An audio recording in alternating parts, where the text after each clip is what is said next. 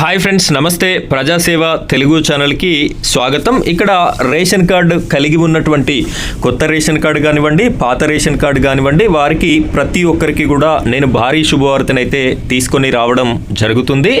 గృహ జ్యోతి పథకం మీ అందరికీ తెలుసు. గత రాష్ట్ర ఎన్నికల సమయంలో కాంగ్రెస్ పెద్దలైతే హామీనివ్వడం జరిగింది. 200 యూనిట్స్ లోపు కరెంటు కాల్చుకున్నటువంటి ప్రతి ఒక్కరికి కూడా ఈ కరెంటు బిల్ అనేది మాఫీ చేస్తాము, జీరో బిల్ అనేది ఇవ్వడం జరుగుతుంది అని చెప్పేసి హామీ ఇచ్చారు.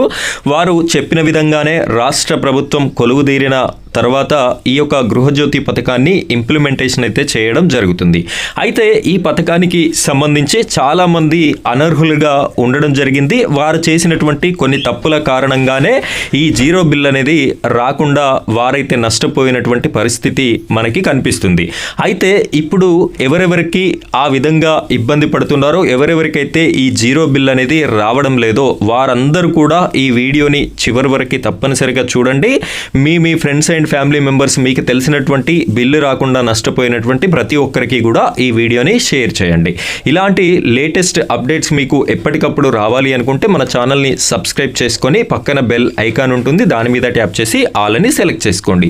ఇప్పుడు దీనికి సంబంధించినటువంటి దరఖాస్తు ప్రక్రియ మళ్ళీ రీస్టార్ట్ అవ్వడం అయితే జరిగింది. ఏ విధంగా మళ్ళీ దరఖాస్తు చేసుకోవాలి, ఎవరిని కన్సల్ట్ అవ్వాలి, కావలసినటువంటి డాక్యుమెంట్స్ ఏమేమి ఉండాలి అనేటటువంటి పూర్తి వివరాలని నేను మీకు ఈ వీడియోలో అందించడం జరుగుతుంది. వీడియో చూస్తున్నటువంటి ప్రతి ఒక్కరు కూడా వీడియోని స్కిప్ చేయకుండా చివరి వరకు చూడండి. అయితే ఇక్కడ గృహజ్యోతి పథకంలో భాగంగా ప్రతి కుటుంబానికి 200 యూనిట్ల ఉచిత విద్యుత్తును అయితే తెలంగాణ రాష్ట్ర ప్రభుత్వం అయితే అందిస్తుంది. 200 యూనిట్ల లోపే కాల్చాలి. 200 యూనిట్ల పైకి వెళ్ళినట్లయితే ఆ మంత్కి సంబంధించినటువంటి పూర్తి బిల్లును అయితే మీరు పే చేయవలసి ఉంటుంది. కాబట్టి ఈ విషయాన్ని అయితే గమనించాలి. ఇక్కడ మీరు చూస్తున్నటువంటి అప్లికేషన్ ఫారంని చూడండి. తెలంగాణ రాష్ట్ర ప్రభుత్వం అభయహస్తం ప్రజాపాలన 28/12/2023 6/1/2024 వరకు ఈ యొక్క అప్లికేషన్స్ని అయితే మనకి తెలంగాణ రాష్ట్రంలో తీసుకోవడం జరిగింది. ఇందులో భాగంగా మహాలక్ష్మి, రైతు భరోసా, గృహజ్యోతి, ఇందిరమ్మ ఇండ్లు, చేయూత పథకంల కొరకు ఈ యొక్క 6 పథకాలకి సంబంధించిన అప్లికేషన్స్ని తెలంగాణ రాష్ట్ర ప్రభుత్వం తీసుకోవడం జరిగింది.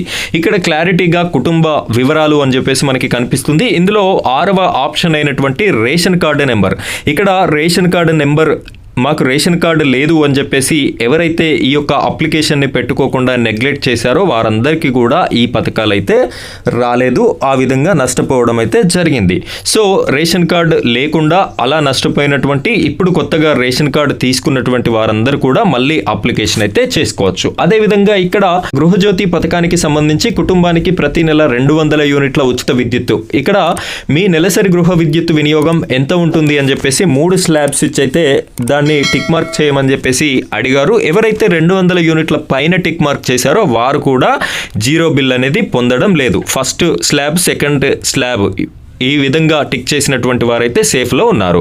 గృహ వినియోగ విద్యుత్ మీటర్ కనెక్షన్ సంఖ్య, ఇక్కడ నెంబర్ తప్పుగా రాసిన వాళ్ళు కూడా ఈ విధమైనటువంటి పథకానికి అనర్హులుగా మిగిలిపోవడం జరిగింది.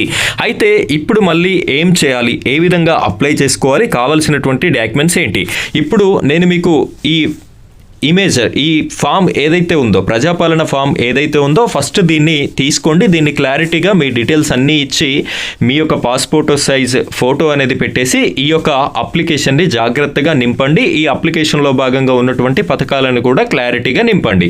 నింపిన తర్వాత ఈ అప్లికేషన్కి మీరు జతపరచవలసినవి ఏంటి అంటే మీ యొక్క రేషన్ కార్డ్, మీ యొక్క ఆధార్ కార్డ్, మీ యొక్క పాస్పోర్ట్ సైజ్ ఫోటో ది ఫామ్కి అంటించాలి. అదేవిధంగా మీకు ఏదైతే కరెంట్ బిల్లు ఇప్పుడు వస్తుందో 200 యూనిట్ల లోపు వచ్చినట్టు అయితేనే మీరు అప్లికేషన్ అనేది పెట్టుకోండి. అలాంటి వారికే ఈ జీరో బిల్ అనేది వస్తుంది. కాబట్టి ఆ యొక్క కరెంటు బిల్లును కూడా మీరు జత చేయాలి. దానితో పాటుగా మీ యొక్క బ్యాంక్ అకౌంట్ను కూడా పెట్టవలసి ఉంటుంది. సో ఇవన్నీ అప్లికేషన్ సెట్ అనేది మీరు గ్రామీణ ప్రాంతాల్లో నివసించేటటువంటి వారైతే మీ యొక్క ఎంపీడీఓ ఆఫీస్కి వెళ్ళాలి. పట్టణ ప్రాంతాల్లో నివసించేటటువంటి వారైతే మీరు మున్సిపాలిటీకి వెళ్ళి మీ యొక్క అప్లికేషన్ని సబ్మిట్ చేయవలసి ఉంటుంది. సో ఈ విధంగా మళ్ళీ గృహజ్యోతి పథకానికి అప్లికేషన్ చేసుకునేటటువంటి సువర్ణ అవకాశం తెలంగాణ రాష్ట్రంలో రావడం జరిగింది. కాబట్టి వీడియో చూస్తున్నటువంటి ప్రతి ఒక్కరు కూడా ఈ వీడియో మీకు ఉపయోగపడుతుంది అనుకుంటే ఖచ్చితంగా వీడియోని లైక్ చేసి మన ఛానల్ని సపోర్ట్ చేయండి. Thank you friends, thank you very much.